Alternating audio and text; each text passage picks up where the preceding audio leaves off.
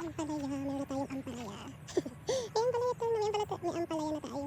Tsaka yun pa oh. Wala, dami yung bubungahin. Nakatuwa. Tapos ito pa yung ibang pakwan. Ito pa yung iba, nagtatago. Then ito yung iba nating mga sili. Bell pepper.